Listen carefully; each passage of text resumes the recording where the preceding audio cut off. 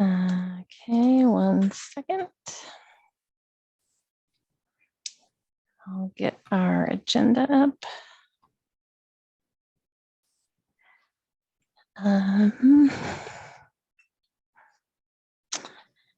Okay.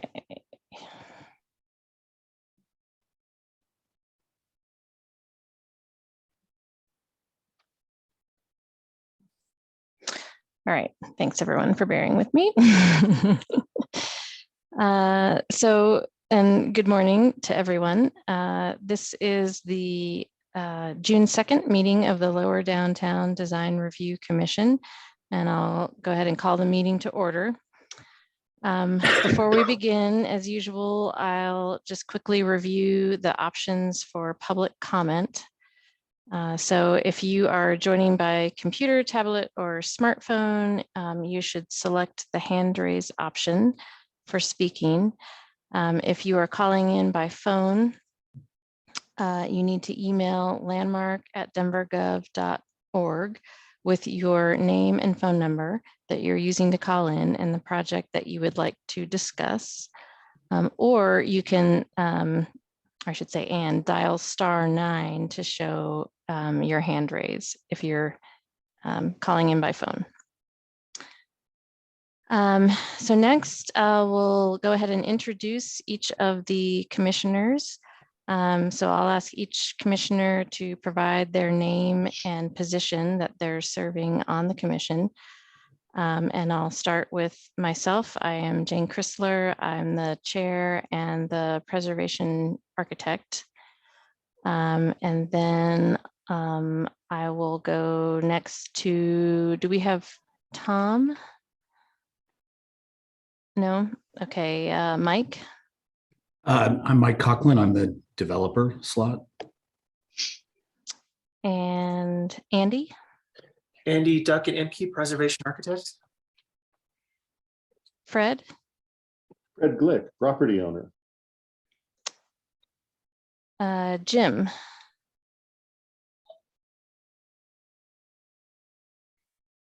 No, Jim? John? John McIntyre, member at large. And Heather? Heather Vasquez Johnson, practicing architect. Great. Thank you. So missing Tom and Jim. All right. So next on the agenda is approval of our meeting record for our May 5th, 2022 meeting. Does anyone have any comments or corrections for that meeting record? Otherwise, we can entertain a motion for that.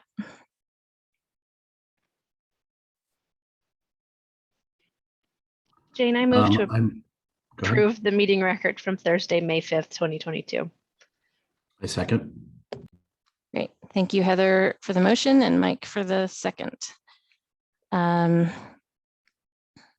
So we'll do a roll call vote. And so we'll start with Mike.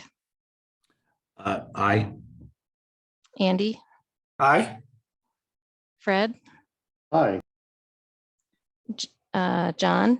All right. Heather. Aye. And Jane is an aye. So meeting record is approved. And we today we do not have any items on our consent agenda.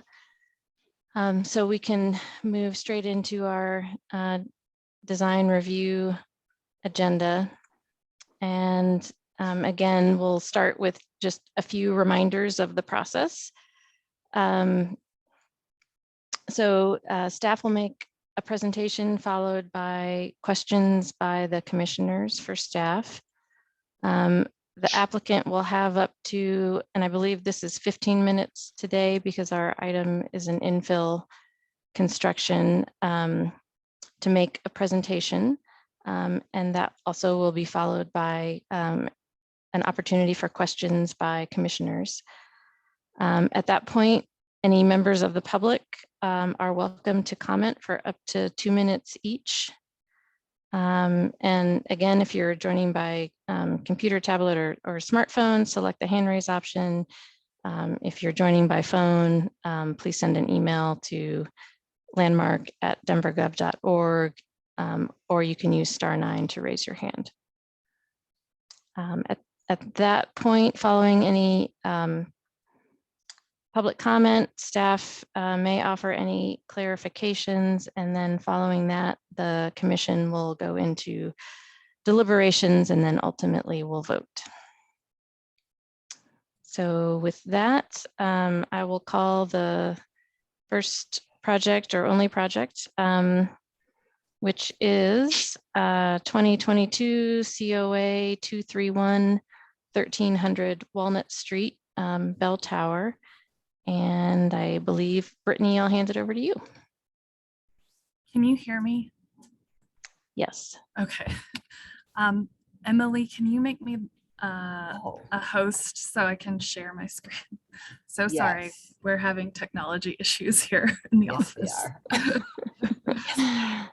Okay, I'm making We can you the all host. relate. Do you want? Yes. Okay. Now, you got it? Yes. Okay. Can everyone see my screen? No. Okay. I got a thumbs up from Mike, but it seems like Heather and Emily said no. Well, we can see you, Brittany, but we can't Fantastic. see your screen. Great. Share. There we go. Oh, this looks Okay. promising. Okay. So sorry. We'll get there. We will. So our first project on the agenda today is 1300 Walnut, also known as 1300 Market Street. It is at the Bell Tower site in the Special Review District at the intersection of Spear Boulevard, Market or Walnut Street, Cherry Creek, and Larimer Street. This project is for the tower development, which is the triangular parcel. The project site does have to be developed into 2 steps. It has 2 options per the PUD that allows for lower scale development that is in context with the Lower Downtown Historic District, or a tower development, which is 375 feet tall and a adjacent 55-foot tall office building at Cherry Creek 14th and Market Street. The PUD does allow for the tower development to come in first and then followed with the office development. So today the LDDRC will just be looking at the tower development. The LDDRC has reviewed this a number of times. In February of 2019, we did have a discussion item just to go over the 4th Special Design Review District, Historic Urban Edge Design Standards and Guidelines, and generally just refresh the LDDRC on this particular site, as it is a special development site within the district. There is also a PUD in place for this site, so it doesn't have the normal downtown zoning, and in combination with the PUD and the 4th Special Design Review District Historic Urban Edge Design Guidelines, there are some special circumstances here for this tower development. So this will actually be the 3rd mass form and context that the commission is reviewing. Staff felt that the submittal had changed significantly from the December 2019 conditional approval. That the conditions were on that is that the massing be more contextual to the surrounding context, and the upper floors be thinned substantially. So again, this is the site that we're looking at, outlined here in yellow. It is a triangular site. So per the PUD, it does allow that the the building to be measured from the highest point in grade.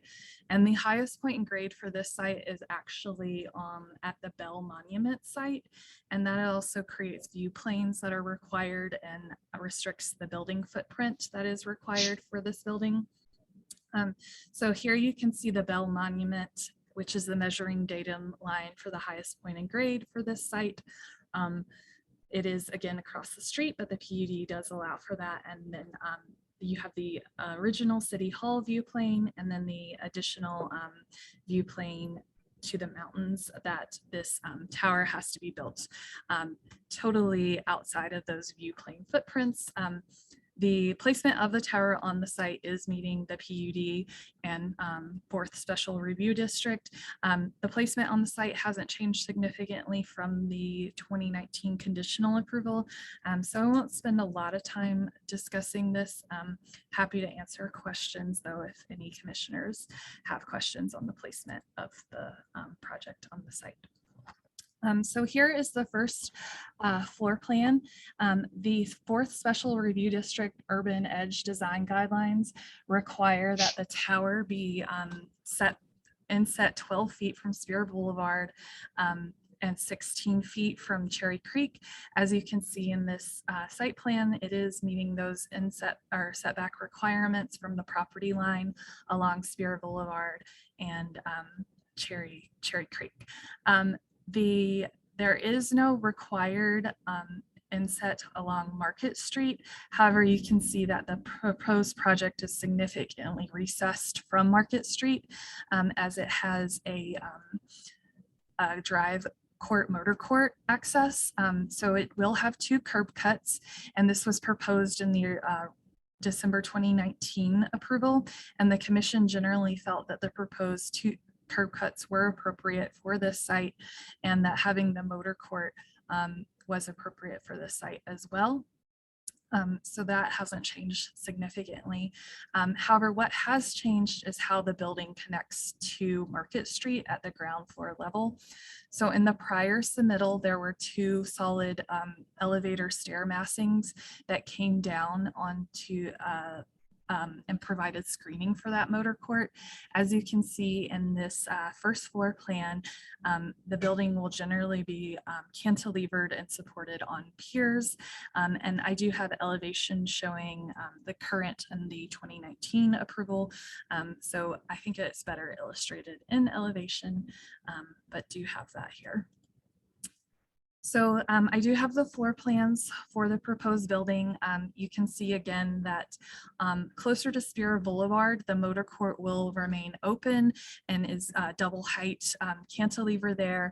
And closer to Cherry Creek, it is only a single story height as the leasing and conference room space will cantilever over the motor court there. So double height closer to Spear and single height closer to Cherry Creek. The PUD and the special district design guidelines limit the square footage of the tower to 7,500 square foot of buildable space. The pool deck does not count towards that and is below the view plane. So even though you see it in the effective additional view plane here, it is low enough that it can be built in that area, and as it is not enclosed space, that is appropriate placement for that pool deck. That was also proposed in the prior submittal.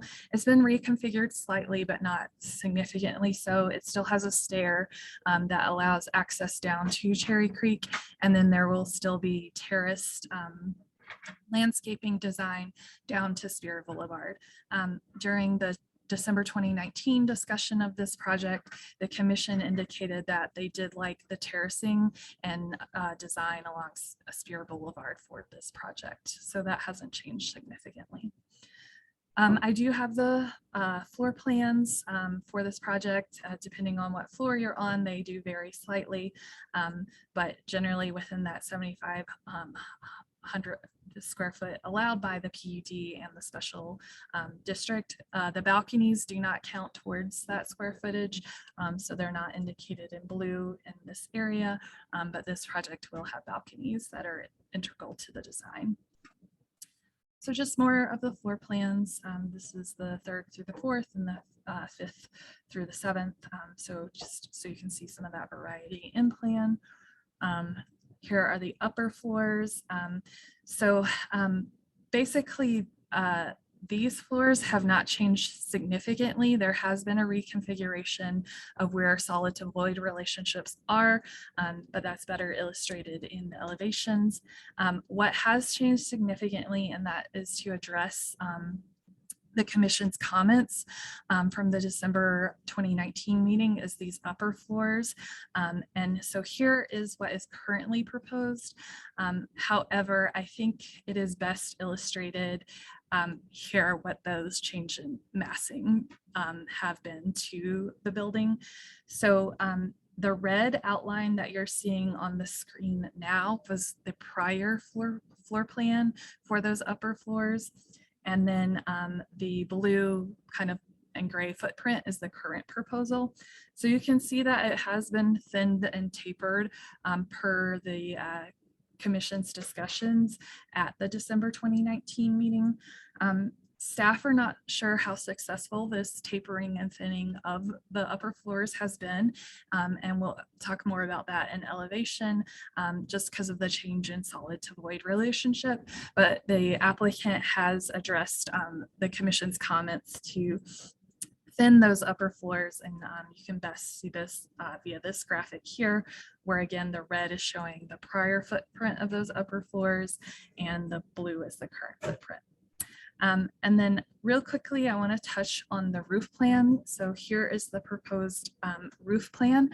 The building height of this project is supposed to be limited to 375 feet.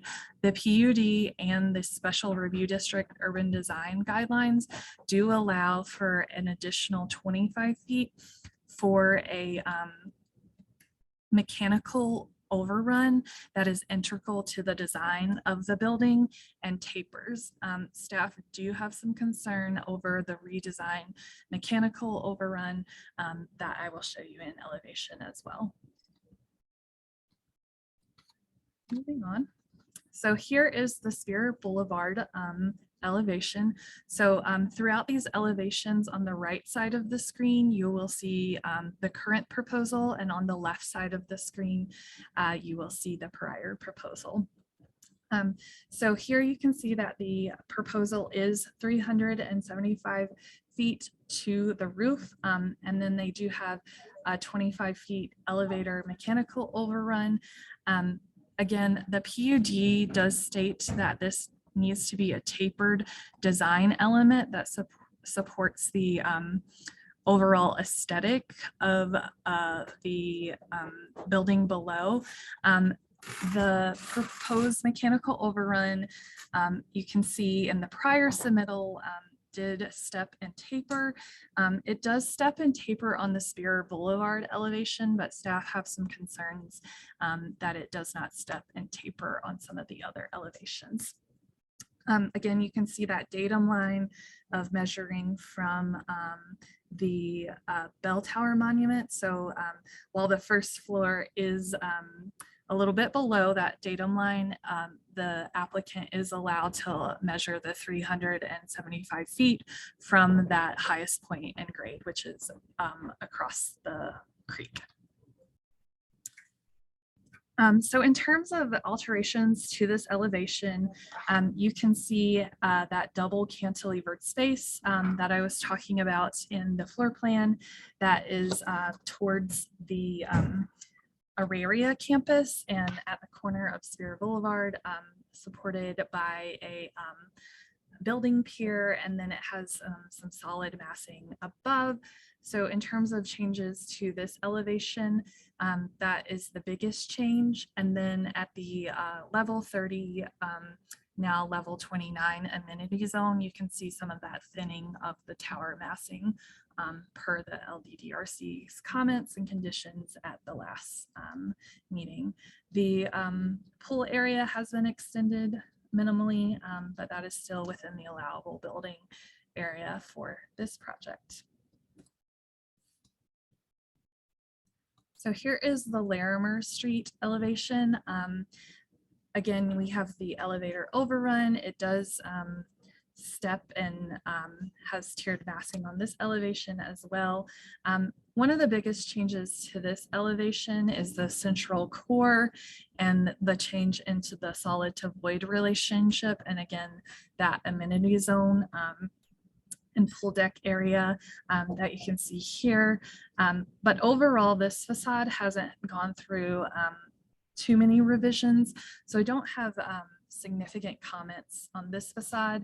In the initial submittal, staff did have some concerns because this is the facade that is most visible from lower downtown and the Larimer Square Historic District. But generally speaking, the commission was more concerned about the upper floors and how they were extending beyond the floors below, and the applicant has addressed that in this submittal for this elevation.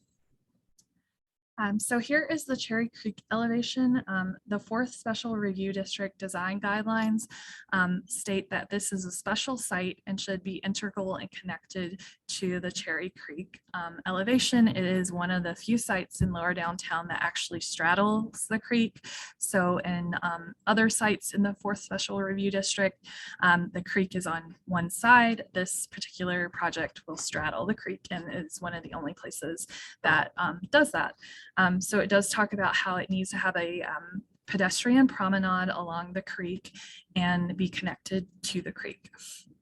The applicant is using this facade as the place that most of the mechanical will be housed, and that was proposed in the prior submittal as well. But staff has always been concerned that this doesn't have as strong of connection to the creek that the 4th Special Review District design guidelines encourage. There will be a stair from the pool deck that allows access down to that creek, and then it is going to be a landscape promenade. I do have some isometrics and perspective views that show that promenade better than these elevations, so I won't spend a lot of time discussing the promenade now. But here at the building base, you can see that the building has been significantly redesigned along the creek, and you do have a different configuration of that massing at the building base in the 55 feet datum line. So you can see that there are some more solid elements at the building base than was previously proposed, and just a kind of general change into how that lower portion of the facade is articulated. There has been more glazing added to this facade, and then kind of a central elevator core in the middle of this facade. And then again, that amenity zone has been thinned somewhat as well. Significant change here at the building base that staff felt that these changes would trigger an additional phase 1 review. Sorry, that went the wrong way. And then finally, here is the Market Street elevation. Again, this is the elevation that staff felt the building base had changed significantly from what the commission previously reviewed and approved, and did have some concerns over how that elevation was now articulated. So you can see that this is where the motor court is going to be. So in the prior submittal, you can see those 2 solid massings that were stair and elevator towers coming down to the ground. During commission discussion of this element, again, it was determined that the 2 curb cuts were appropriate. However, the commission would like to see greater design on those 2 elements that come down to the street level to connect with lower downtown to a greater extent in the surrounding context.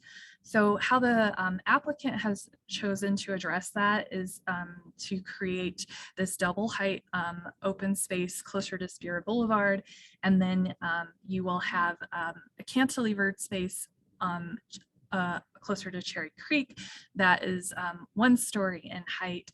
However, it appears that there is some solid element coming down to the ground still. Staff is not entirely clear what this will be articulated as, In elevation, it's shown as kind of a semi-transparent element. In perspective renderings, it's shown more as a solid element. So we're not entirely clear on what this particular area here is going to be articulated as. And then finally, this cantilevered massing was added to the project proposal. You can see in the prior submittal, it was more cohesive with the tower design.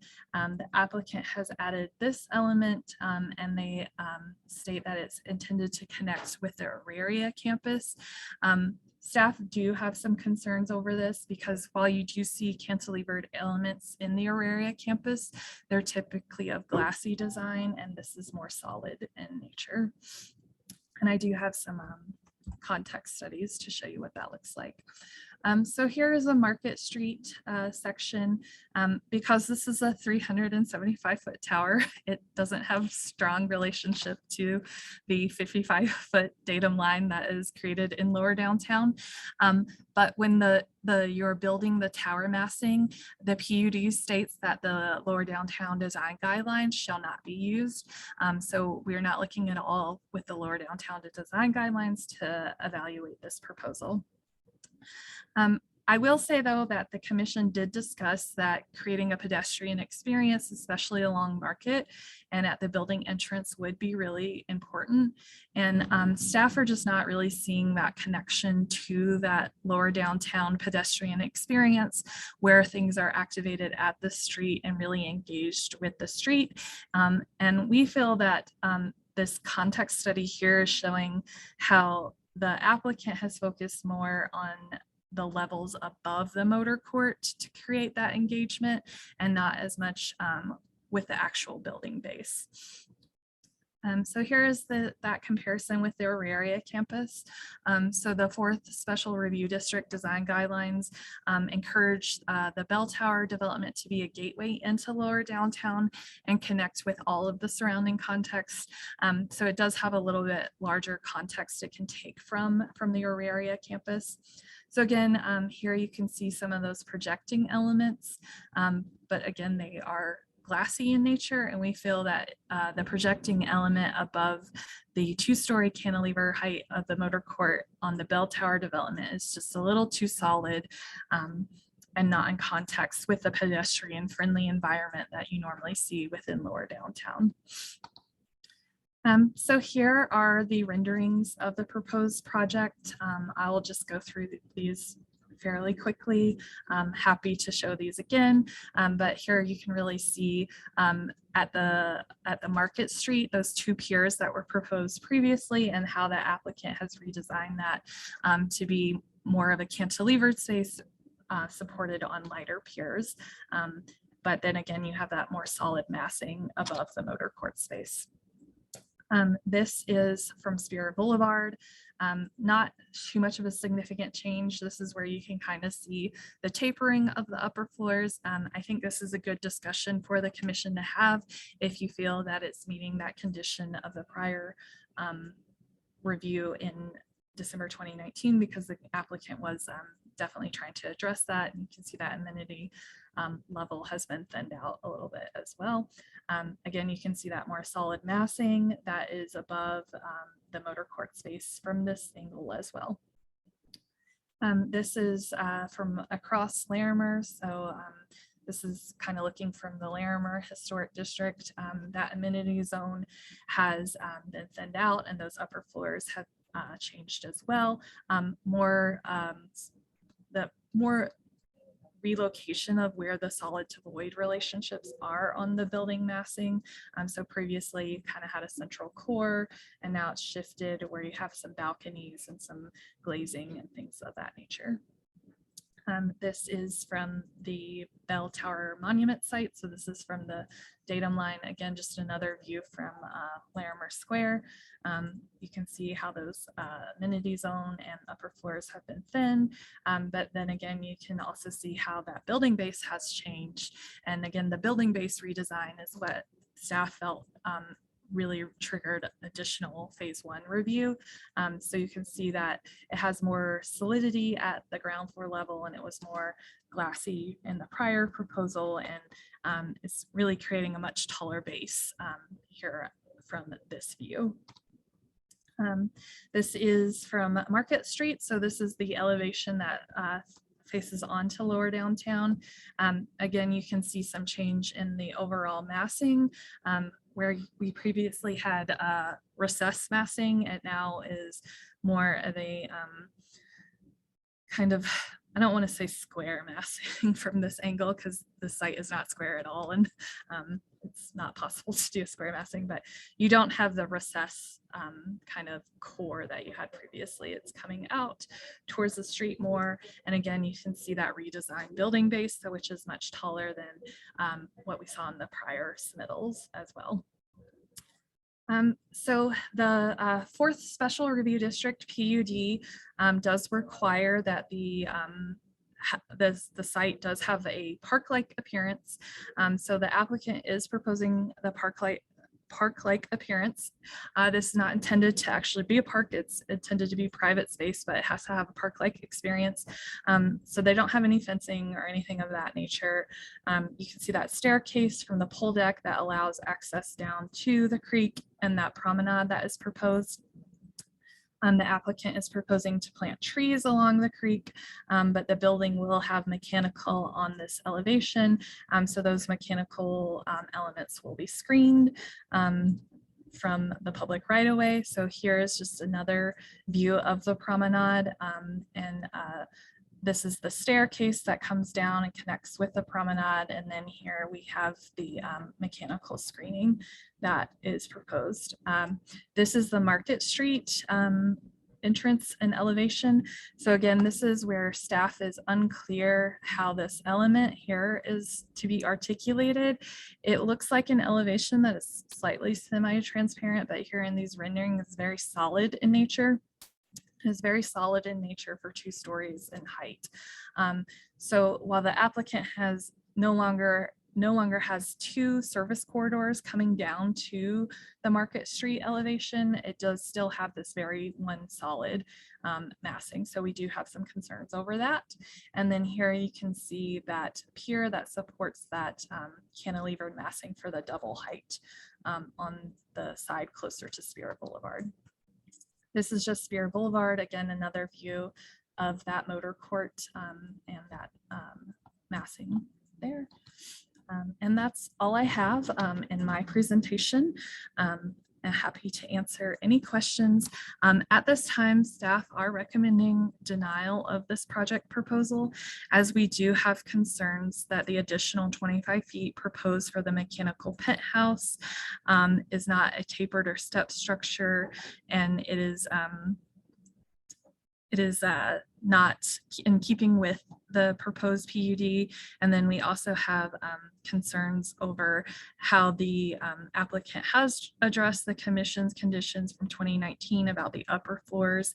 And then also during discussion in 2019, the commission did talk about a 32-foot datum line addressing the pedestrian experience, particularly on Market Street. We do feel that this elevation has been significantly redesigned, so I do think it would be good for the commission to discuss the changes that have been made to this elevation and if it is keeping with that original approval. So at this time we are recommending denial. We do have some concerns over how the tower massing fits in with the fourth special review district design guidelines, and then that additional 25 feet for the mechanical penthouse.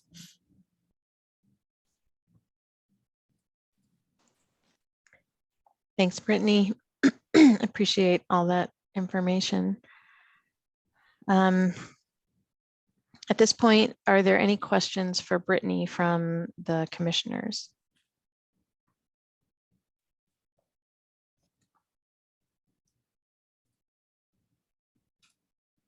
One quick question, Brittany. The 32-foot datum line that you're mentioning, do any of these elevation drawings show that, or how do we see where that is? They don't Or- show it, and that is another concern we have.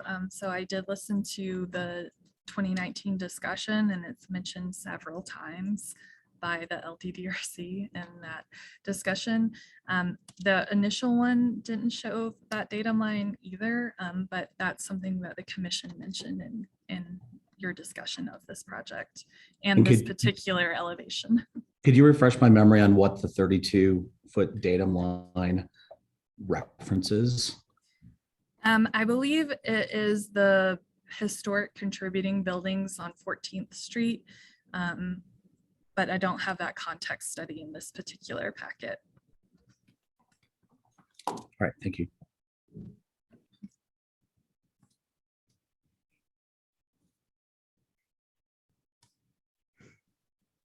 Any other questions for Brittany?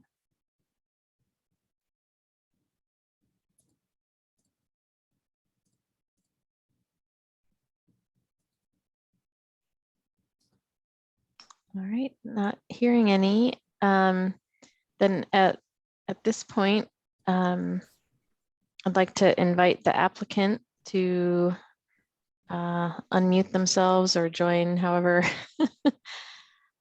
the magic is that Emily and Brittany are performing to allow you Brit- to participate. And just want to remind you that, well, let me ask this question first. Brittany, we are looking at an infill.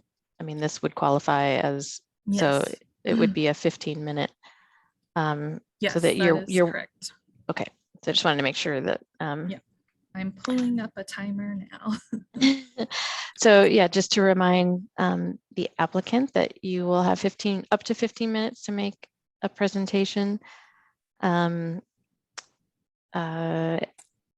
If you would like to respond to any of staff comments or commissioner questions, please feel free to do so within your 15 minutes.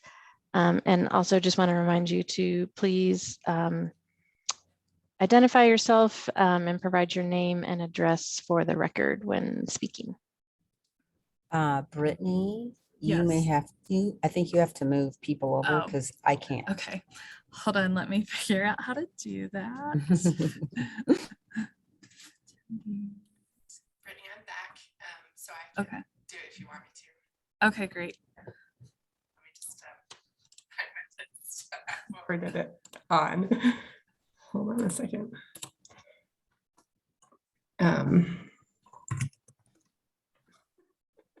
Just gonna take me a moment. There we go. All right, I'm going to promote Ray, Jim. Hold on a second. Look at the list again. Paul and Glenn, who are both not on here. So we've got Ray and Jim. If anyone else who's participating is planning to speak on this for the staff, I mean on the applicant side of the presentation, could you click the hand raise button at the bottom of the screen and I'll promote you because you weren't on the list. I just want to make sure we cover everyone. Hey, Jennifer, it's Jim Brunner with Cowroy. I Yep. think Ray and his team at GDA, I think they're all together. Great. Okay. I think And I see Buzz is on.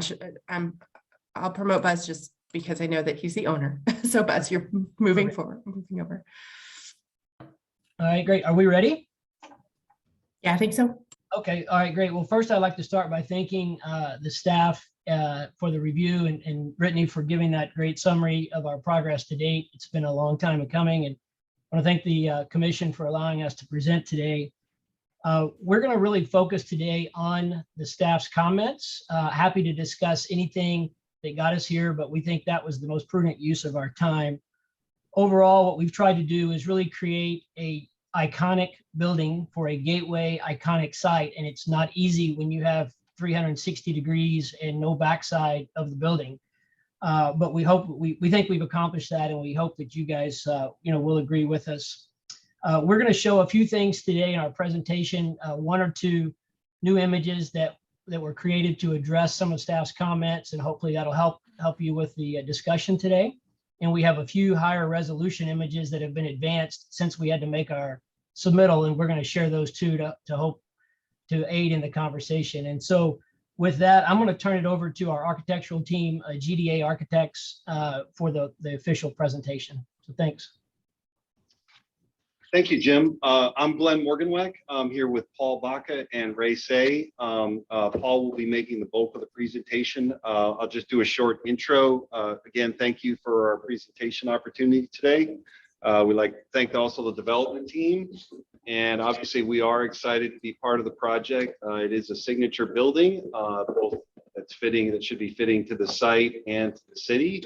And it will be here for a long time. So we want to do the best thing for everything and all parties involved. And with that, I will pass it to Paul to do our presentation on the design. All right. Hello, everybody. I'm Paul Baca with GDA. I think many of you have had the opportunity to review the submitted presentation, so I'd like to present a condensed version for time limits that focuses on our design strategies with a few supplemental images. It's also geared towards addressing staff comments. There are no design changes from the submitted material, just clarifying information to the design approach with enhanced images recently completed. I think after reviewing staff comments, this is the best way to look at it. And we'll provide these images to LDDRC staff after the presentation. So lots of work and analysis has been done up to this point. Our goal is to continue off of this and respond to the analysis, work, and comments preceding, rather than present something entirely new. While it may appear new or different, much of the program and design is in some way still intact, partly because of tight site constraints that already challenge a more traditional approach to high-rise residential design. So we have this unusual benefit of information to build upon for what we believe is further advancing the design. So with this, we took on the efforts to reduce the top-heavy appearance as required of prior conditional approval. But in going through all that, we also recognize the extent of commentary and importance of this project in terms of a pedestrian experience and integrating adjacent districts on their peripherals. This meant further scrutiny to the base for us, and so scale and edge are the two most important elements for our approach. So we go to the next slide. Sorry. One back. There you go. So this was in the package Brittany showed earlier. So a height diagram. This was our study, initial study. So this approach meant initially focusing on the base of the building and that it could stand on its own, even as if there wasn't a tower. Since above a certain point, the tower can be non-contextual to a pedestrian realm. So we began treating this space first as an assemblage of massings, as if they were pulled from the surrounding Lodo neighborhood context. And so it's a pretty straightforward evaluation of heights and floors to achieve appropriateness of scale. And therefore, we identified a range of heights rather than just a single 32-foot from adjacent blocks in both Lodo and Aurora campus. So this slide, showing different heights of the adjacent buildings, and we really kind of narrowed more on the section labeled B, just because it's closest, and we know, the further away you get, the higher you get. But we wanted to try and analyze and relate to those areas as much as possible regarding the historic neighborhood. And so you see they range from 20 feet to 65 feet. So we tried to first fit the base of our building within that zone. So next slide. All right, so cadence. We think that perhaps more importantly, also looking at the spacing of a building and the facades within the district, it really contributes. The reason this element is just as important is you may have a building that respects heights of an adjacent building, but if it has a long, linear, and expansive length, then the typology could feel more like a warehouse, for example. So we refer to this spacing as cadence, as it goes beyond the spacing of geometry, but is more directly related to a time experience, which also has a great impact on the perception of scale. The cadence within the adjacent historic district is the smallest we typically find, and really only what we ever find in historic areas, which is what makes them so unique experientially. So this cadence was brought into the new base massing at approximately 30 feet, which for us just also works well for structural systems. But in this slide, you can see our analysis, the orange vertical lines starting to separate the building masses. You could even go a little bit further and how some of the massings are broken up into bases as well. But we just tried to apply the same feeling and experience in that manner. So next slide, please. And then so composing the vertical and the horizontals. Defining heights of each of these spacings is applied to the massing within a contextual spectrum, as mentioned. And it also works with building programming. The portion of the building closest to Lodo on Market Street is at the lower end of that spectrum, as noted. However, Spear Boulevard and Aurora campus mark a change in scale and height, and the massing at this end of Market Street adjusts accordingly. We also wanted to note that while the lot on the north side of Market Street, which is also currently a parking space next to the fire department, it is part of the HUED and it is massed out to be a height of 85 feet without any setbacks, and therefore similar in height to the proposed base massing at the corner of Market and Spear. So potentially together, those two volumes creating a bookend to both sides of the cross section of Market Street and enhancing it as a gateway. Next diagram, please. So this is looking closer at integrating with Aurora Parkway, or I'm sorry, Spear Boulevard and Aurora campus. So not only must this heightened scale address the Aurora campus, it must do so with and from across Spear Boulevard. This proves more challenging given the width of Spear Boulevard. The cross section of it is quite expansive at approximately 250 feet between building faces. So fortunately, a portion of this has a green median to help create a more friendly space. So we really wanted to capitalize on that feeling like a space. Therefore, we referred to USGBC's recommendation of a 1:3 ratio to inform the height width ratio across Spear to best imply this as a space. This also coincides with surrounding heights mentioned before, Aurora campus, 70, 75 feet, and then our 85 feet. So then, much like the glass forms of the adjacent campus at the corner of Spear and Aurora Parkway act as a node for those crossing west, the corner massing at Bell Tower acts as a node for those crossing east. Next slide. Okay, so in the first diagram, it's just putting together how we've created the base first from the surrounding context, pulling from Lodo, pulling from Aurora, and marrying them on our site.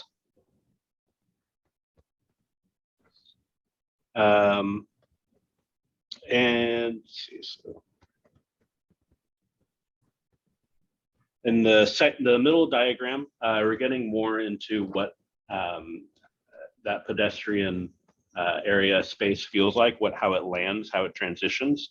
So to address the pedestrian realm and building entry, we gave inflection to the corner node massings at Spear Boulevard to define and create a pedestrian-friendly space at the corner of the building that creates a sense of arrival and place. These forms bend in to create a habitable space. The duty of these corner forms is to generate a figural gateway node from a distance, but upon pedestrian approach becomes a spatial gateway. Their heights individually relate to either Spear or Lodo scale. Their widths and bowl-like form create a nice broken down scale at the base while also having a movement to them appropriate for a dynamic corner, including from a vehicular perspective. One can then move under or past these forms towards the Lodo scaled massings defining the Market Street edge. We believe this is also nicely shown on an additional rendering to follow. But similarly, they also contribute to the view corridor along the context of Spear as one moves up or down the boulevard. So then moving on to the last diagram, speaking towards the tower, as we can see that the base, we believe, stands alone. And so the tower design is then generated from that same concept of scaling and massing of the base component. The broken down volumes are slightly stepped back from the base and extended up the tower, allowing to stop vertically at varying heights. This generates a series of dancing slender vertical proportions of varying heights to create an overall stepped effect. The stepping helps to distinguish the tower from the base, but at the same time, clearly derived from it, and therefore contributes to the idea of a figural gateway from different distances. And I think we can move on to the next slide. Starting to look at some of these updated renderings. They're just sharper renderings, a little bit of texture. So the volumes at the perimeter extend no higher than as an allowed parapet, with a few exceptions as noted. The volume at the Spear Market corner, which is the most prominent in this image, is stepped back at the 30th floor instead of at the 36th floor. Then allows it to extend beyond the 375-foot limit as an architectural feature and mechanical screening element. And then move on to next slide. So also prominent here. Next slide. So the prominent volume peeking out here is elevator corridor. This is actually excluded from height limits for the PUD.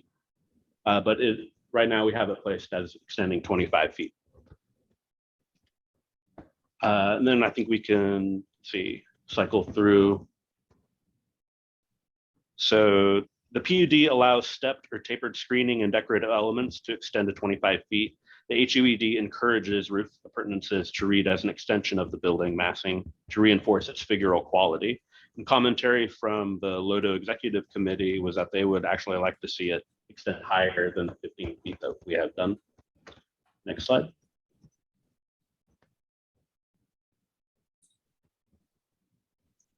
And one more slide.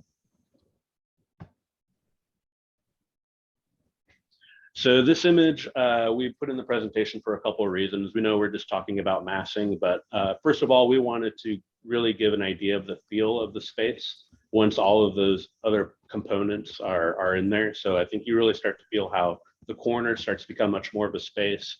The height, the space below the massing starts to announce the entrance of the building, but it also provides transition to the building edge as you move along Market Street.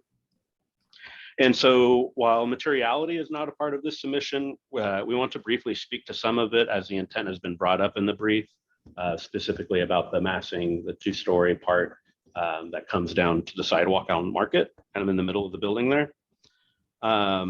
As there are some scaling elements that are intended to be incorporated into this, but it's a little more on the detail end. So we wanted to show it in this image. So firstly, the ground floor screening elements are added from the previous for the purpose of creating additional building edge to the streetscape, giving the programming of the motor court. Motor court itself is largely unchanged from previously approved submission. We're just trying to conceal it than before. We're doing this by extending the same rain screen material used on the facade as an open screen along parts of the ground. This creates a continuity of building surface down and along the sidewalk. What existed before was two narrow piers that extended the full height of the tower. So as an example, I would use terracotta rain screen as a representation of this material for the purpose of its humanizing scale, like brick in the historic district, but yet the system is unmistakably modern and enhancing the nature of the building being of its time. The module also allows us to transition. Your time is up. I have about one more minute. The chair can give you extra time. I can't. Yeah, if you can wrap up in a minute, that'd be great. Okay. Yeah, so this material, we just wanted to show in this image that, once we're looking forward to getting into the detailed design of this, as we feel that it's very important, but we're going to use that system to then create, keep repeating the pattern of punched openings. And so that's something of importance, but we look forward to getting into the detailed design of. So in summary, the proposed bell tower design is grown from traits analyzed from surrounding context and rises to become a modern building, also intent to stand out. We believe these concepts and strategies fulfill the intents of the PUD and HUED to acknowledge and define edges of districts and pedestrian realms, appropriately connect and weave together varying scales and uses of the surrounding urban fabric, identify and extend unique experience of surrounding districts, and wrap it all into a unique residential tower form that creates a recognizable physical marker.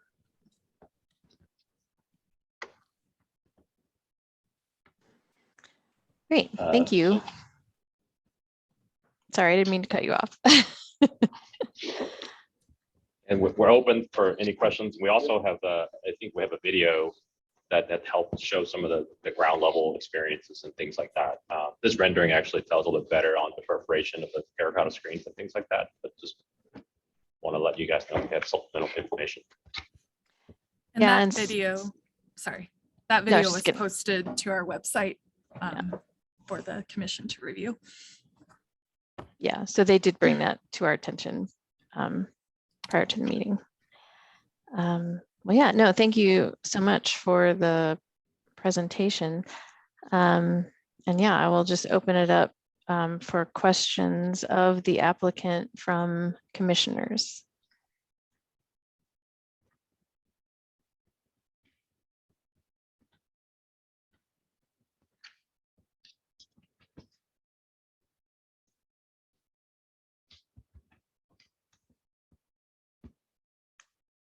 Any questions?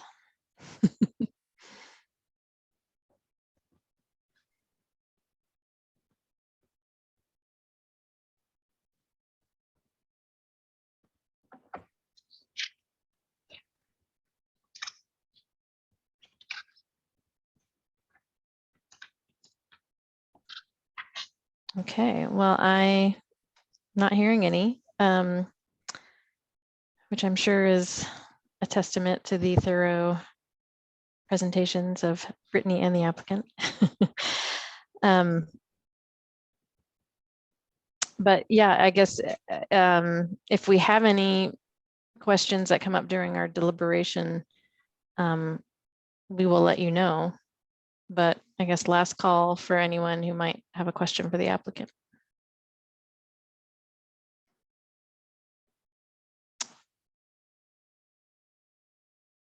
Okay, then at this point, I will ask if there is anyone from the public who would like to make a comment on this application. I don't see any hands raised.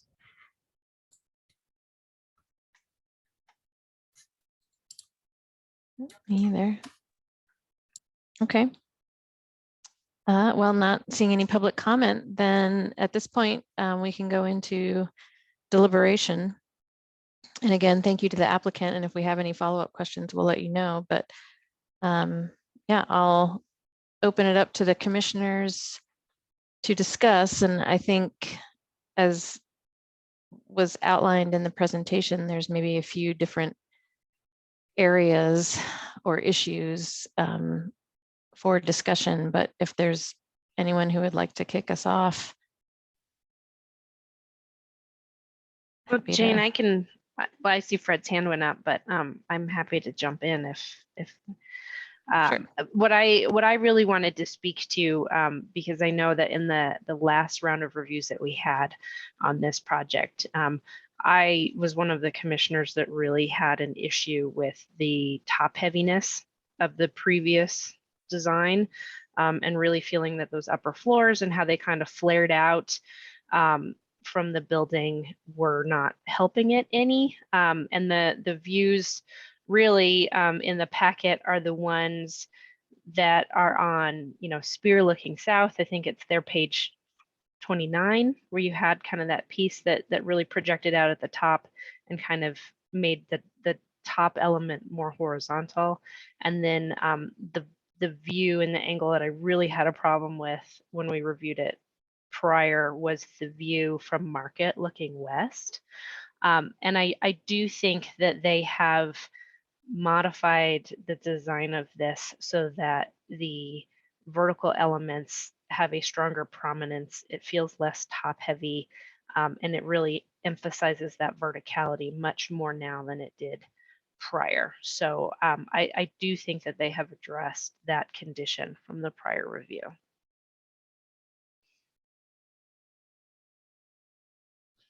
I'll go ahead and jump in if Heather, are you done? For now, yeah. I may Yeah. have more to add. And I was aligned with Heather very much on that, and do feel that they've addressed that, and I'm pleased to see that. I think the thing that most concerns me, you know, there's a couple of issues staff have raised, but I am still quite concerned about the pedestrian experience along Market. I'm also particularly concerned about the pedestrian experience entering the building.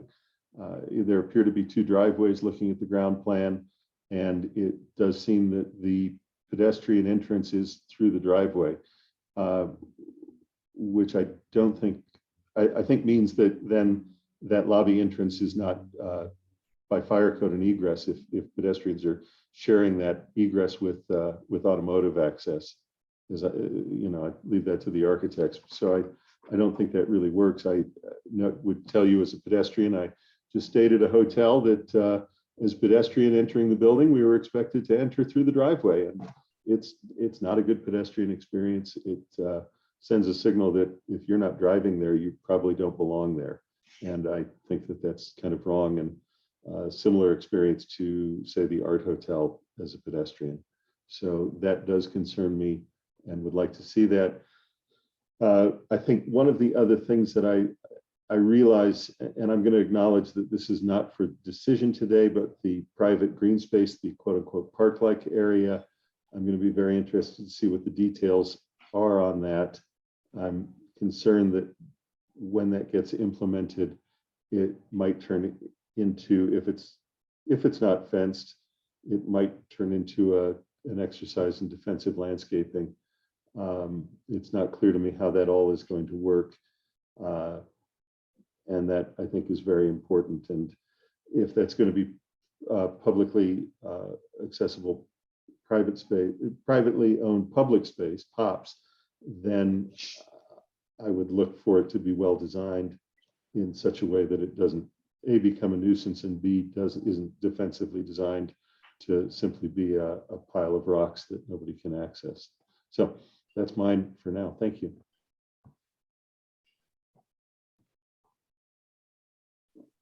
Thank you, Fred. Other comments from the group? Go ahead, Mike. I mean, the Market Street side is hard because there's a lot of cars coming and going from this very large building, and that's the only place to come and go. So I do think it's hard to design a pedestrian, what we would think of as a really strong pedestrian experience there. I agree with Fred that it's some sort of red carpet for pedestrians to get into the lobby of the building, if you will, that's not through the car access. I do think that would be appropriate. Maybe that's something that could, you know, be addressed as a condition as opposed to preventing them from moving forward.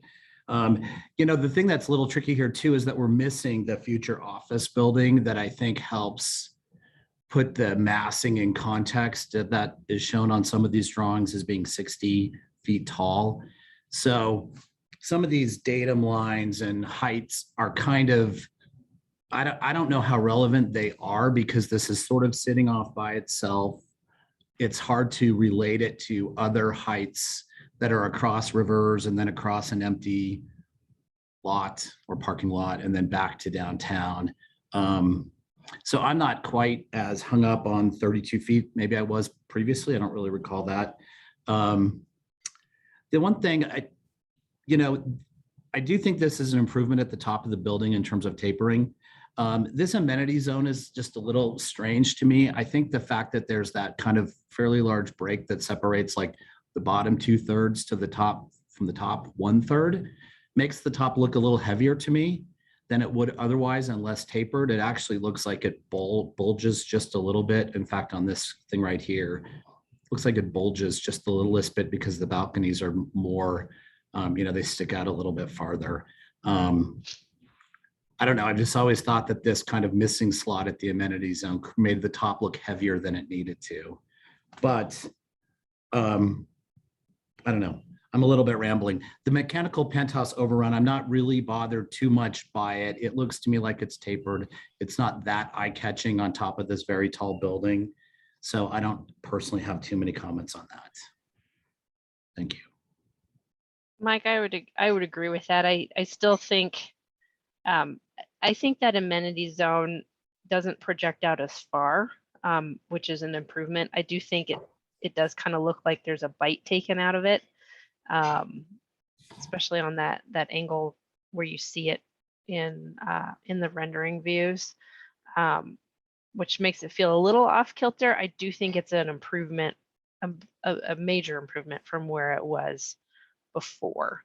But I do hear kind of what you're saying about how it feels like maybe it's still just a little bisected because of that. I do appreciate that in some of the renderings and in some of the views, they have kind of dashed in where that 60-foot height of that adjacent building sits.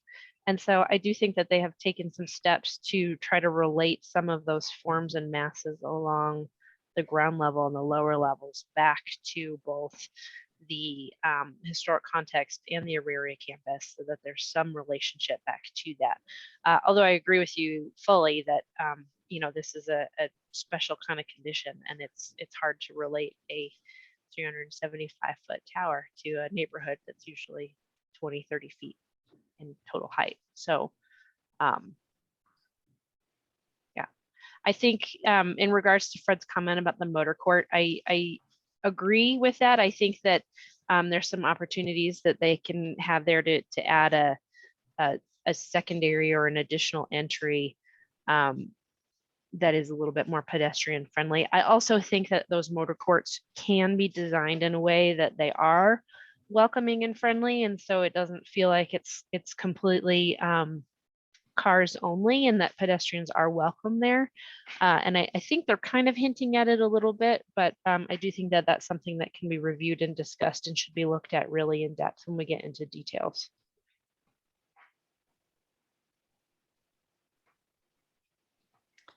Thanks, Heather. And it looks like, John, your hand is up as well. Thanks all. I'd agree with that too. I think I think that finding a way to, and apologies, I don't have the context of the previous presentation, so I'm hoping that I'm not going over old materials.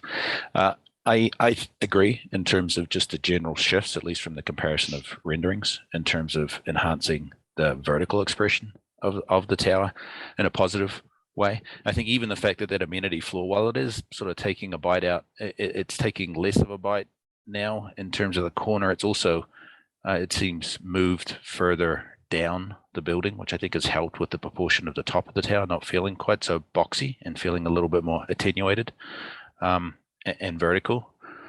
I agree on the motor court. I think that the idea of a shared surface type arrival and drop-off sequence, which I know Heather knows well from hotel experience, I think can be done in an elegant way. But I do agree that it feels to me like it should address pedestrian access a little bit more directly. I don't know if that means an additional connection to sidewalk for pedestrians up into that court, or some other way of strengthening that arrival sequence for pedestrians, providing some priority maybe within that space. But I would like to see some additional development of that. I appreciate the kind of playfulness of the stepped massing at the base of the building, and the fact that it does have a diversity of building heights rather than a singular flat datum, which I think would be kind of unlike actually the adjacent historic context, which I think part of the interest there is the variation in heights. I sort of like the slightly more civic scale of the corner that steps up to spear and sort of transitions up into the base of the tower. So I think that I personally think that sort of elevating a mass as an interesting and appropriate response to the civic corridor that Spear represents as a greenway. So I think I'm supportive of that. I will continue to be interested in material quality at the base of the building, particularly around those solid elements of the building that drop to ground. I think the craft materiality of those is going to be very critical. So I think that's going to be a big focus for us in the next discussion as well. Trying to think, I guess in terms of that base though, it does appear to me that the kind of clarity of it is falling apart a little bit on maybe page 33 of their presentation, which is the rendering of the Bell Monument. That there's a slightly sort of, maybe if we can just get to that view.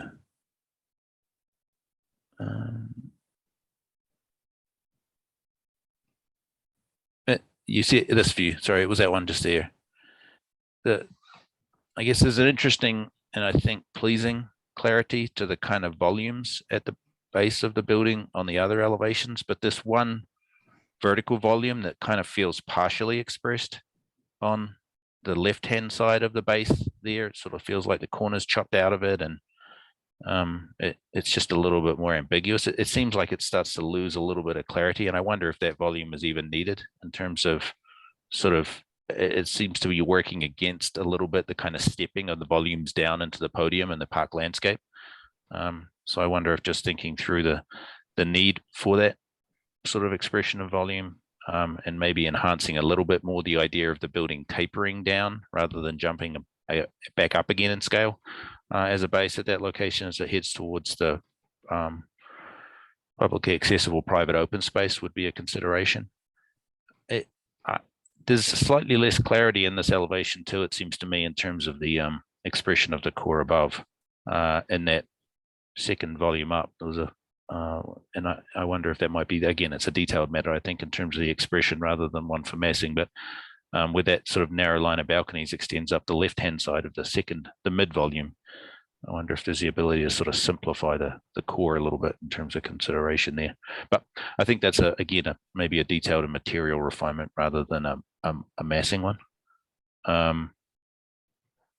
I'm not as familiar with the discussions around the base of the building as it relates to the walk beside the the pedestrian walk, but I do want to reiterate maybe the importance of a continued kind of landscape sort of topographical approach to that base to ensure it has a kind of a strong material and landscape character, because it's short of activating elements in terms of the kind of architectural expression based on the uses that have to be along that edge, which I understand it's a very constrained site, but I do think that at the next detailed level, continued focus on that is going to be very, very critical for the pedestrian experience. So that would maybe be on my comments.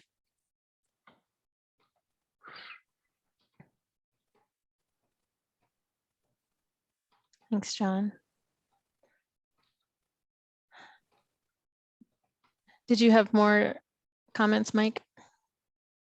Well, I mean, I'm just kind of wondering, this is a form of mass conversation, and my comments are more specific and detailed, and I'm kind of hearing that from my fellow commissioners.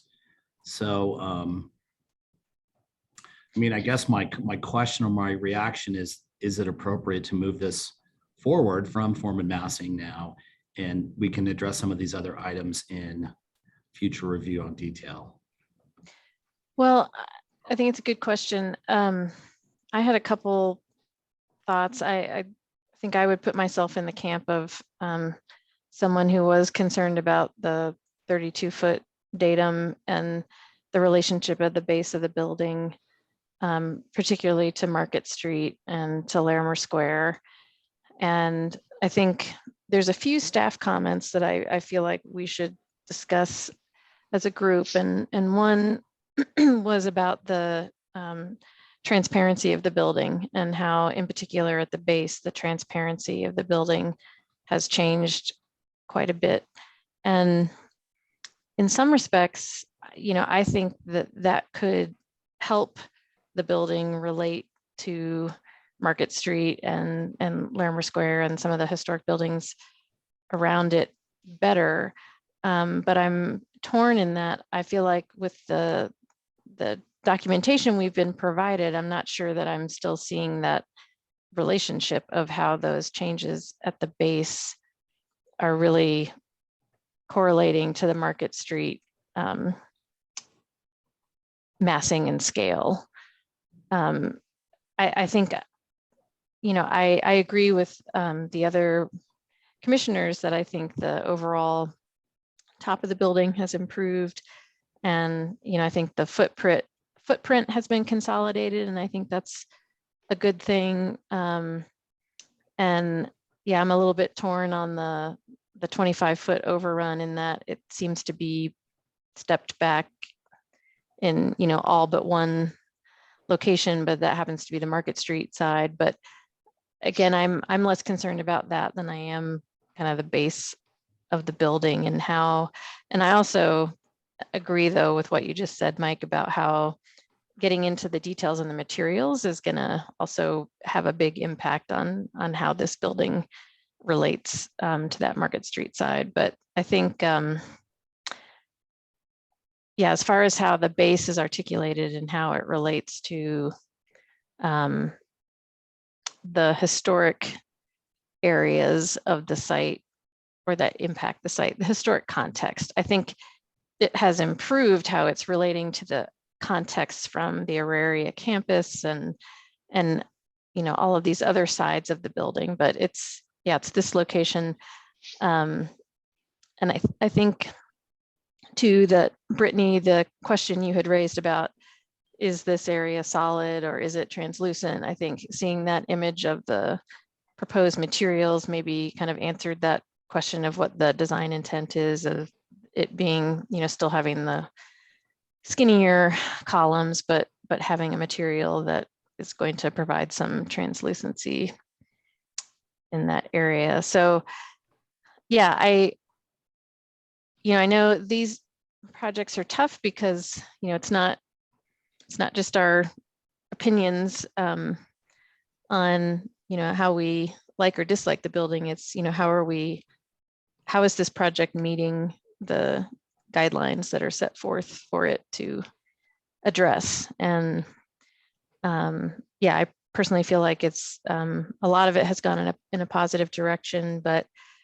and I would agree with John's comment about, you know, normally I think really holding that edge onto the sidewalk would be the right thing to do in the context of, within the historic context of this site. But I feel like, given all of the influences on this building and the challenges of this site, I actually think it's doing a pretty good job of creating a line at that sidewalk, but still providing a little breathing space so that the building isn't just hovering over the the intersection. So I guess that was a very long and rambling way of saying I still do have some concerns about how the base is articulated and how it relates to the Market Street side, but I think other areas are improved.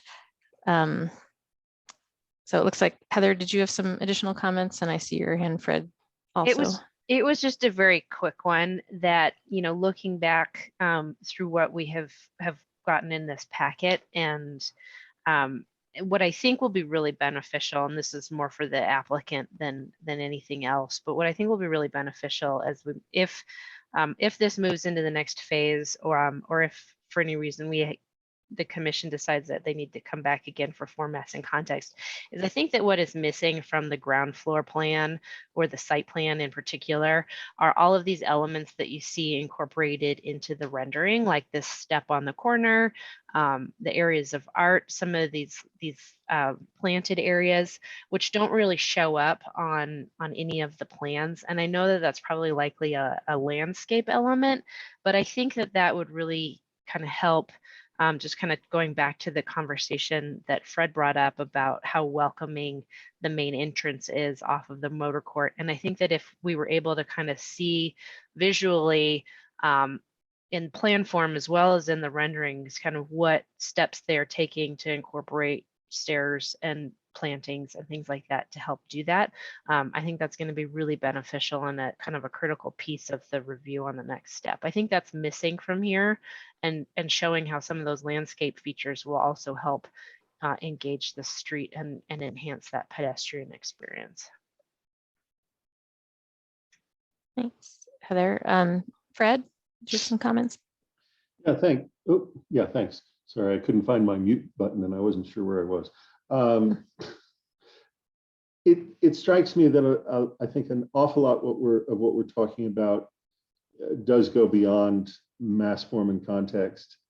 I feel like we're providing some good guidance. In a lot of ways, I think I'm pretty close to comfortable seeing it move forward with some guidance. I don't know that we've really dived into the issue of the elevator overrun, which I think is a one that runs up against the criteria. I heard the applicant say that the elevator is excluded from the height requirement. I'm not sure that that's quite what I heard from staff.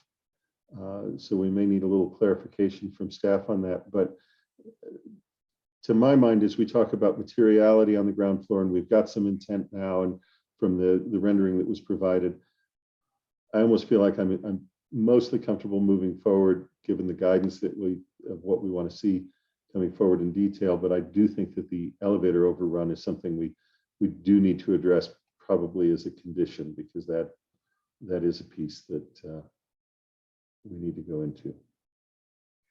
And Brittany, correct me if I'm wrong, but I think the issue is if it is stepped and tapered, then the elements, you've got the language here. Yeah, so it says specifically, the intent of this section is to assure the maximum building height shall be no more than 375 feet of usable structure, plus a maximum of 25 feet addition for a tapered or stepped structure, which may enclose mechanical equipment and act as an identifying decorative feature.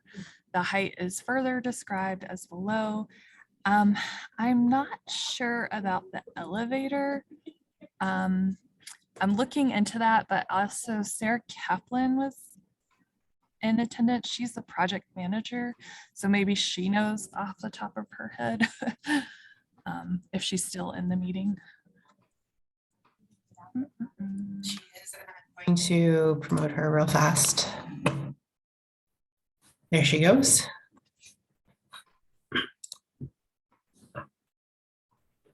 Sarah, you're welcome to unmute and provide feedback if you have any for that.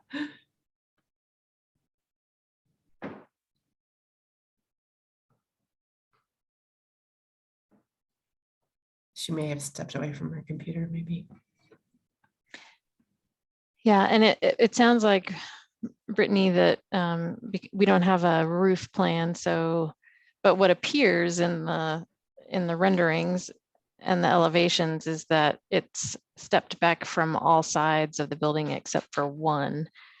And I would say it's hard to make a judgment about the decorative piece, given that this is just mass form and context. But yeah, that was kind of the question I had, is if it's stepped back in all areas except one, does that qualify as being stepped back? I definitely think it's for commission discussion if it's meeting that intent. I will just weigh in.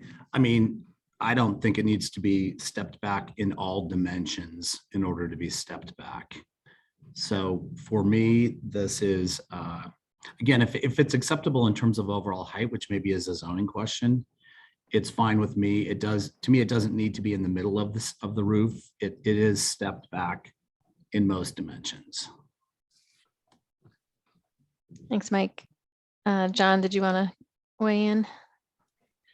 Yeah, I'd agree with that too. I do think that using the extension of the parapet to complete the form of the kind of corner towers with a certain height, and then stepping from that height, that kind of 15-foot-ish height, back up to the full height of the core, is providing that stepped profile at the top of the building that I think we're looking for. I think some continued material refinement up at those kind of top crowns of the building on those lower step forms that then step up to the primary kind of core would be great to see in the next stage. But I also am comfortable with the idea that this is meeting the objective of a stepped form at the top of the building and balancing the utilization of those forms to extend and kind of complete the volumes of the corners of the tower in an appropriate way. So I'm in agreement on that too.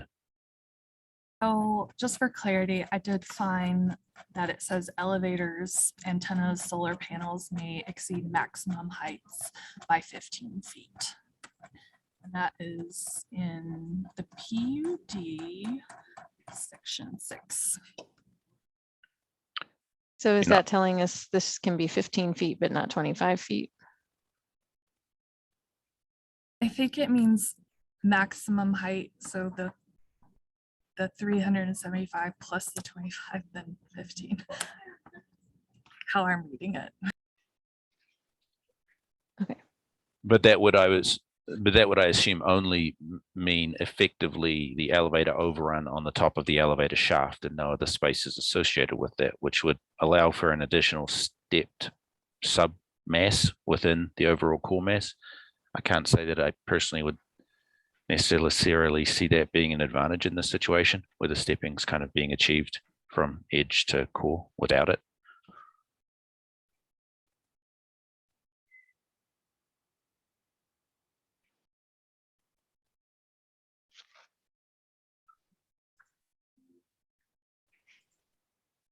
And it does look like the applicant has their hand raised. I don't know if that's wanting to answer a question that we're asking. I have a question. I'm happy to share that or to unmute them, but typically we don't have the applicant provide comment during a deliberation. So if you have a question, please ask and I will I will unmute for sure. Well, I was going to say, I was looking at the design guidelines for the special review district this morning, and I'm trying to find it again because I remember seeing it, but I am looking at the guidelines, and there are the diagrams that are in there that talk about that additional 25 feet. And it calls it out as additional architectural feature to enclose or screen rooftop appurtenances such as elevator overruns and mechanical equipment. So I think that we're within that. There was something that I had seen in the guidelines, and I'm trying to find it again, that really talked about anything above that would need to be something really decorative. And what I was interpreting that as is something that is more along the lines of like a spire or some kind of hat, which I don't really think is appropriate on this building. And so I don't have any concerns with the rooftop forms as they're illustrated, personally. I mean, if everybody feels that they meet the PUD and the zoning guidelines within the PUD, I'm good. That was really the basis of my question, is trying to get at that and understand. So thank you.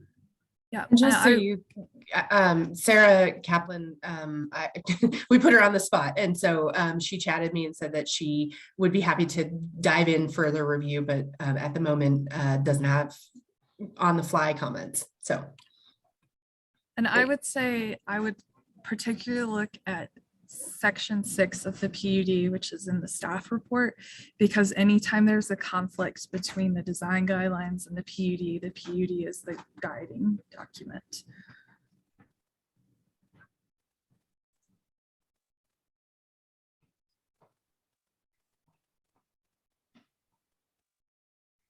Okay. Are we at a stage where somebody wants to make a motion?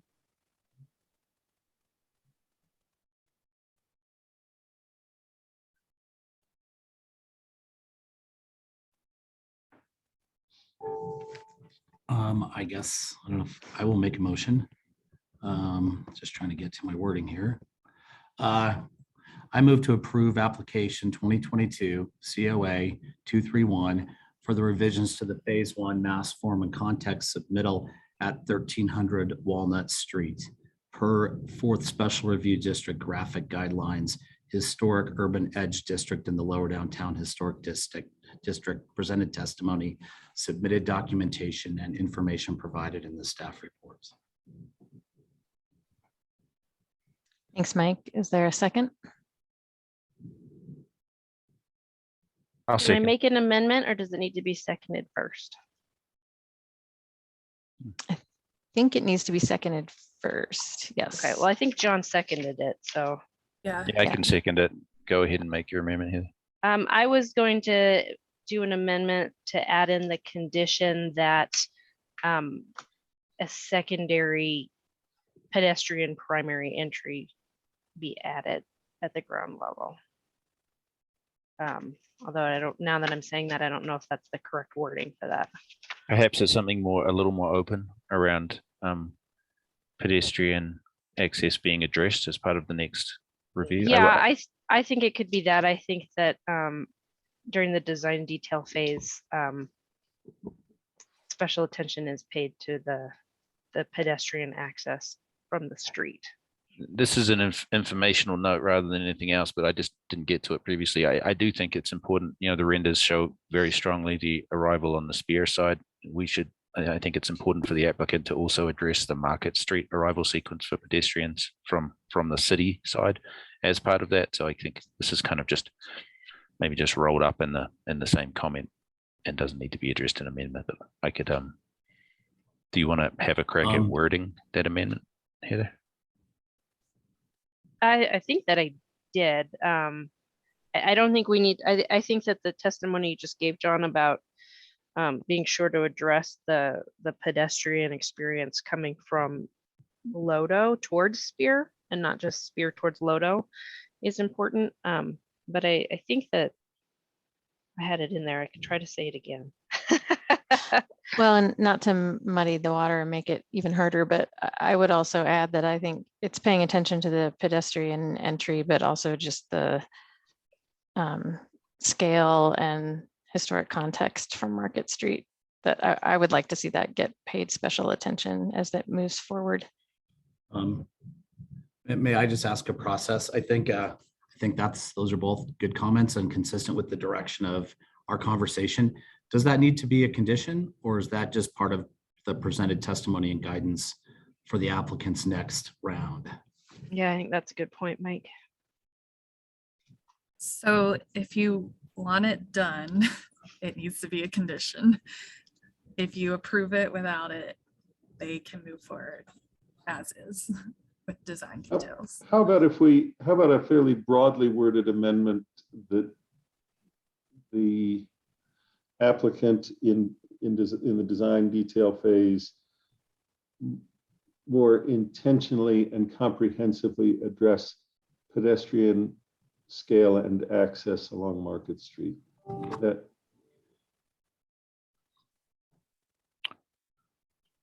please anybody, or I mean, it points some attention at something that we think is particularly critical, which I think is not a bad thing. I guess if we, sorry, go ahead, John. No, I'm having the same debate internally about whether it needs to be a conditional or informational, but I feel like it needs to be a condition, but I would like to know if Adam has heartburn with what the language that Fred just gave us. I should buy stock in Tums. Everything gives me heartburn these days. But Adam Hernandez, Assistant City Attorney, I would just say what you are doing potentially is approving the mass form and scale, mass form context of this. So if you want something to be addressed in terms of mass form context, that would be a condition made right now. If what you're saying is, you know, we'd like to see these kind of details, you know, as it comes back, I don't think that necessarily needs to be a condition. However, if those details are dealing with mass form and context, I would advise that you do make that a condition. And I would also say that the condition probably needs to be something more concrete than just, you know, I heard some language like paying attention to. I think there has to be some direction objectively that staff can review this mass form context and say, yes, it meets the commission's condition, or no, it does not. Please resubmit drawings to meet that condition. I guess there's a real question in my mind about whether we are talking about mass and form as we talk about this, or whether we are talking about detail. And it may be that this is just detail. I agree, Fred. I do not see this. I really don't see this as a mass form context issue myself. I'm very supportive of the conversation and the direction. I just don't think it's at the level of mass form and context. I'm comfortable with that, at least in terms of my condition on the entryway. So are you proposing a friendly amendment, Heather, with a condition? I'm retracting my amendment. I need it clearly stated. So I am retracting my amendment regarding the entry. I think we can look at that on the second phase. So then I believe where we stand is that we have a motion to approve and a second. So without an amendment, so we'll go ahead and do a roll call. I do have one other process question, which is I see that Jim joined us and was wondering if he wasn't here for the whole discussion, does he vote?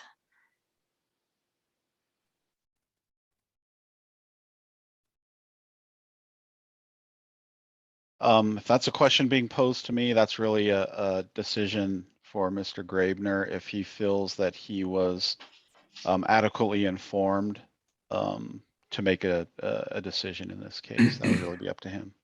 Okay. Okay, just wanted to ask that before I roll call. So let's start with Mike. Aye. Andy. Aye. Fred. Aye. Jim.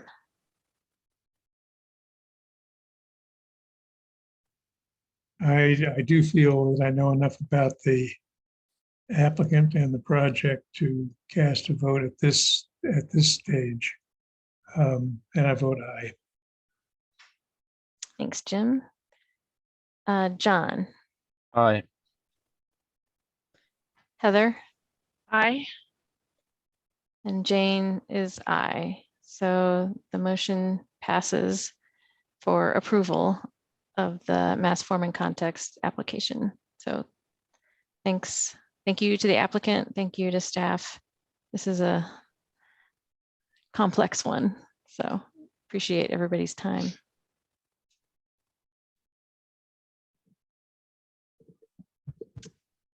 All right.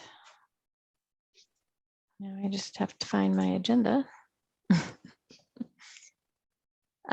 So that was our sole design review item. The only other item we have listed on our agenda is a discussion item regarding meetings. Yep. Like Jen, I will have to step away, but I will be right back. So please carry on without me and I'll join when I return. Okay. Hopefully this is a quick conversation, but wanted to follow up from our meeting a few months ago about, excuse me, about hybrid in-person meetings versus fully virtual and all of that.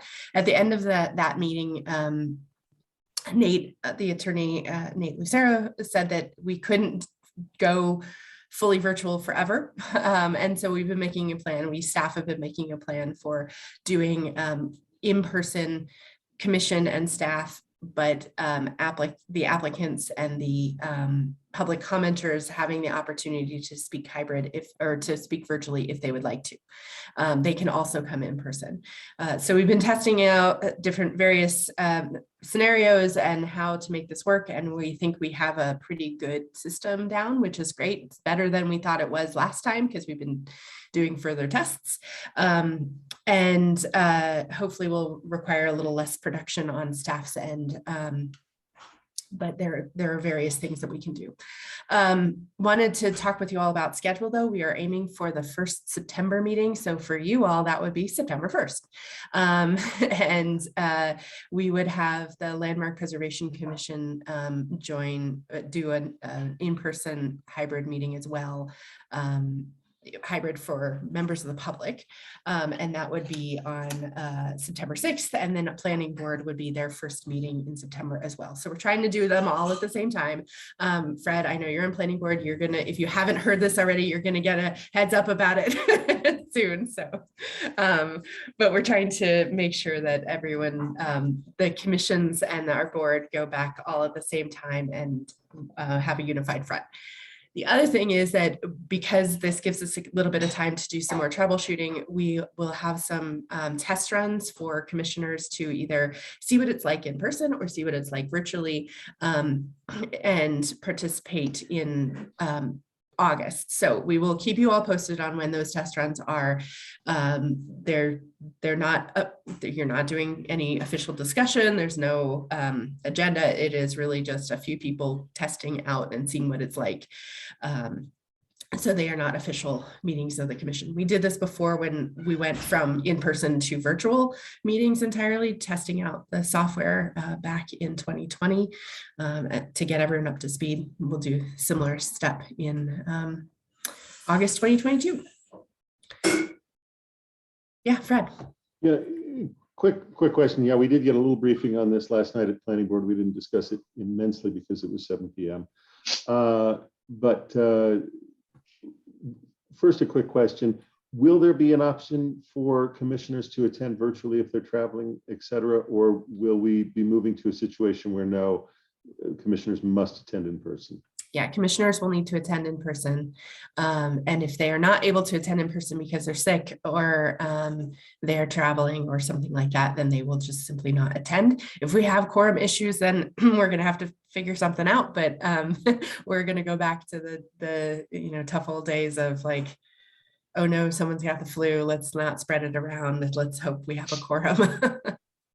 Okay, great. And I guess the other thing I'd say as a comment is that there's lots of discussion out in the development community now about issues with plan review in certain departments, and how the difficulties there are. And there is a lot of speculation, and I don't know if anybody's decided whether or not it's true, but speculation about it, some of it being due to work from home and the inability, for example, of people to really adequately review plans on small screens because they've got a laptop versus the large monitor they have at the web building and all of that. And so, given the struggles that CPD is having with getting, in some cases, staff to enthusiastically return to work in person, I guess I feel like it perhaps is an obligation on us to show some leadership there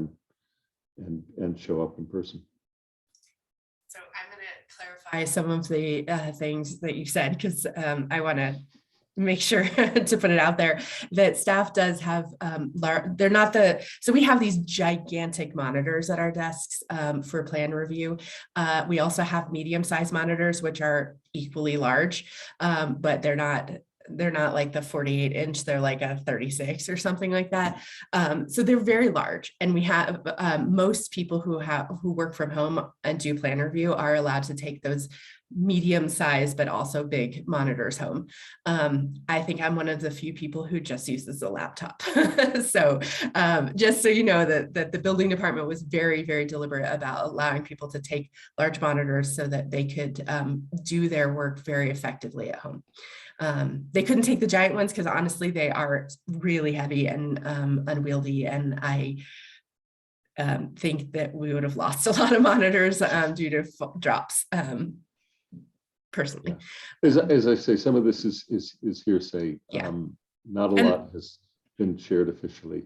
And this is a recorded meeting, so I'm sharing this part officially with you since I know that part. The other thing is that we have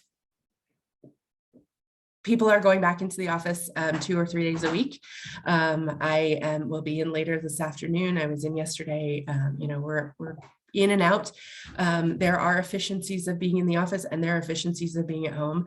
And I think some people actually feel like they can do more efficient work at home doing plan review, but some people feel like they can do more efficient work at the office. And so I know with my team, we're letting people kind of call the shots there. If they want to be in 5 days a week, they can be in 5 days a week, but they have to be in a minimum of 2. Anyway, I agree showing leadership here, but I also agree that we are going to need to have to be in person. And so let's make it as user-friendly for the public as we can as well, so that they can still provide comments on meetings and they can still attend virtually if that is the best option for them, or they can attend in person if that is the best option for them.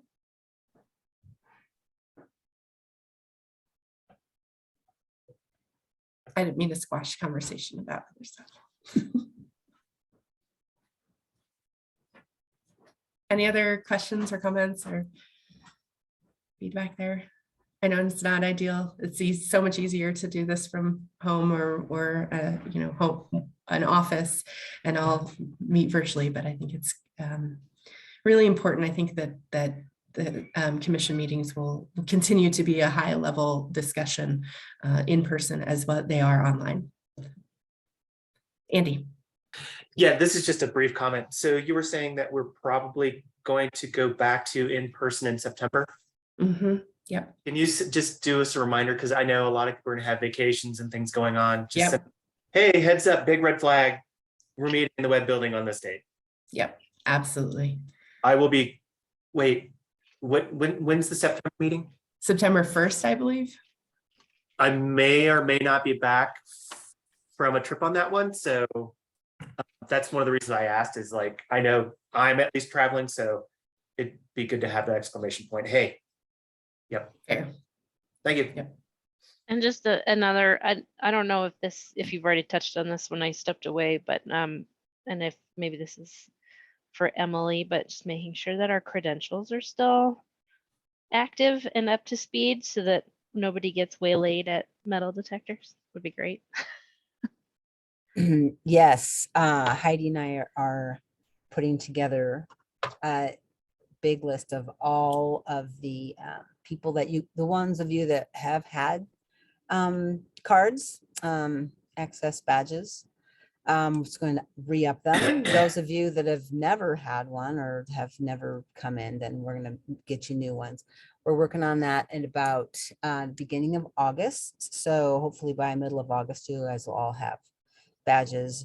You'll have to come back in and get a photo. And I'll give you all that info as to when the badge office is open and all that stuff, because they've got a very specific time frame of when they're open. So I'll make sure you guys all know that. Just a reminder, since it's been 2 years since most of you have been in person, or a little bit less than 2 years. If you park in parking lots around the building and provide your receipts to Emily, we reimburse for parking quarterly or at the end of the year. So that way that helps you get in and out as well. This is just a small point. That is the Thursday of Labor Day weekend, before Labor Day weekend. I intend to be at the meeting, but I would do a quorum head count early. Yes. Thank you. Fair. Yeah, I think we had talked about moving that one, and I think the commission decided that it was better to keep it, but we may need to vote in August to move it or something like that. When we were all virtual, it sounded great.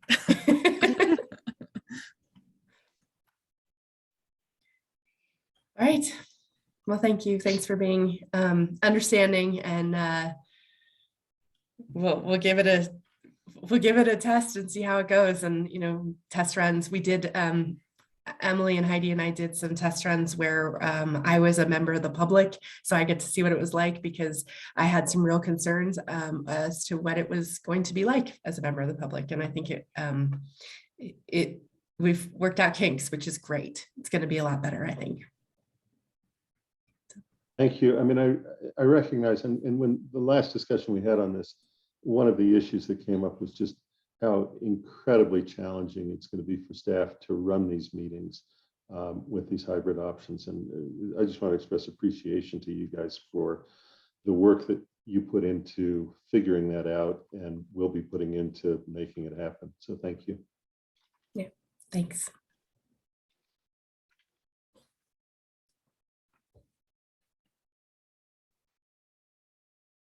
Unless there's anything else going once, going twice, then I think we can officially adjourn. So Thanks, so. thanks, everybody. Thank you. 10:24. 10:24. Have a good day. Thanks, everybody.